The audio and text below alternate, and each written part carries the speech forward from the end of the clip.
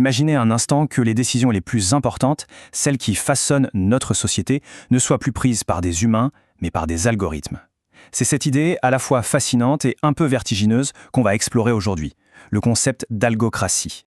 En fait, la source sur laquelle on s'appuie aujourd'hui, l'essai Algocratie, part d'une question assez provocante. Face à des défis mondiaux gigantesques, comme les pandémies ou le changement climatique, est-ce que notre façon de nous gouverner, la gouvernance humaine traditionnelle, n'aurait pas tout simplement atteint ses limites?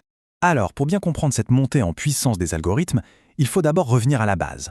C'est quoi, au fond, le rôle de la politique? Quel problème est-ce qu'elle essaie de résoudre depuis toujours?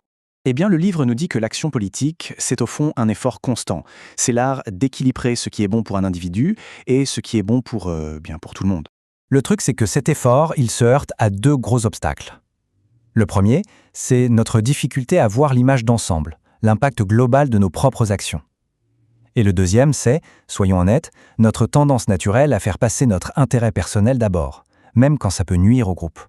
Bon, alors plongeons dans le vif du sujet avec la première grande catégorie d'algorithmes, et ça c'est la plus familière, celle qu'on côtoie tous les jours, les algorithmes qui nous conseillent. Voilà, c'est exactement ça. On parle des algos qui suggèrent, qui recommandent, qui nous orientent. C'est devenu tellement une seconde nature qu'on n'y pense même plus. Prenons un exemple que quasiment tout le monde connaît, Waze.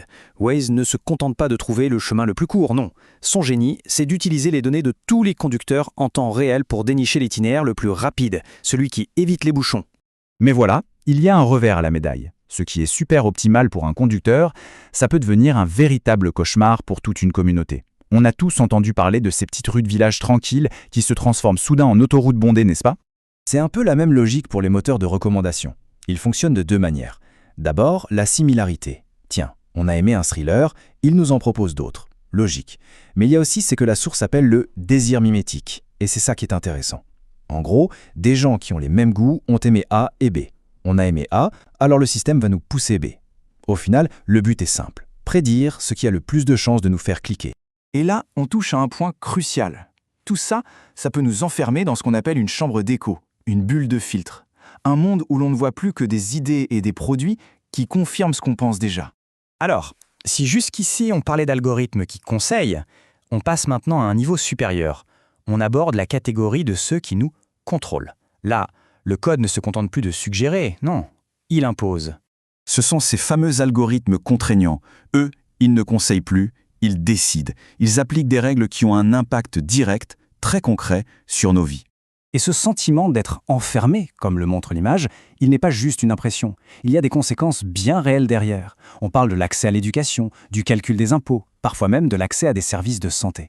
La source donne un exemple très parlant en France, c'est Parcoursup, le fameux système qui gère les admissions dans l'enseignement supérieur. Et là, on voit bien que le choix d'un algorithme n'est jamais neutre. C'est un vrai choix de société. Pour Parcoursup, le choix a été fait d'un système méritocratique qui cherche à associer les meilleurs élèves aux meilleures formations. Ce n'est pas un système basé sur l'équité, où tout le monde aurait la même chance au départ, par exemple via un tirage au sort. Et évidemment, ce choix a des conséquences. Le chiffre parle de lui-même, la source mentionne que 61% des utilisateurs jugent la plateforme injuste et source d'un stress énorme. Bon, la question qu'on peut se poser, c'est « Mais alors pourquoi est-ce qu'on se tourne vers des algorithmes aussi puissants, aussi contraignants ?» Pour comprendre, le livre nous ramène à un concept économique bien connu, la tragédie des biens communs. L'idée est simple. Quand plusieurs personnes partagent une ressource, si chacune agit uniquement dans son propre intérêt, au final, la ressource s'épuise et tout le monde est perdant.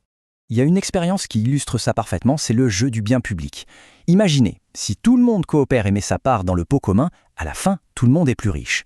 Le problème, si une seule personne décide de ne pas jouer le jeu et de garder son argent, elle gagne encore plus, au détriment des autres.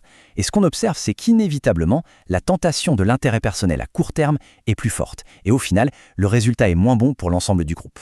La solution traditionnelle à ce dilemme, c'est quoi? C'est d'avoir une autorité centrale, un gouvernement par exemple, qui est là pour forcer la coopération et punir les passagers clandestins pour le bien de tous. Et c'est là qu'on arrive au cœur de l'idée d'algoractie. Et si cette autorité, cet arbitre, ce n'était plus une personne ou une institution, mais un algorithme?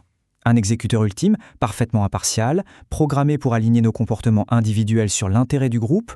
On se retrouve donc face à une réalité complètement nouvelle et ça soulève d'immenses questions sur l'avenir même du pouvoir. Le message de la source est clair, si le code fait loi, si les algorithmes commencent à prendre des décisions qui, avant, appartenaient aux élus, Alors on a un nouveau problème. Comment est-ce qu'on s'assure que ces décisions sont légitimes et démocratiques? Et le livre nous laisse avec une idée finale assez vertigineuse, le concept de codage citoyen. La question est posée, et si au XXIe siècle, le vrai contrôle démocratique, ce n'était plus seulement de voter, mais de participer à l'écriture même des algorithmes qui nous gouvernent? Au fond, la question de savoir qui détient le pouvoir pourrait bien se résumer à une autre, bien plus simple. Qui écrit le code?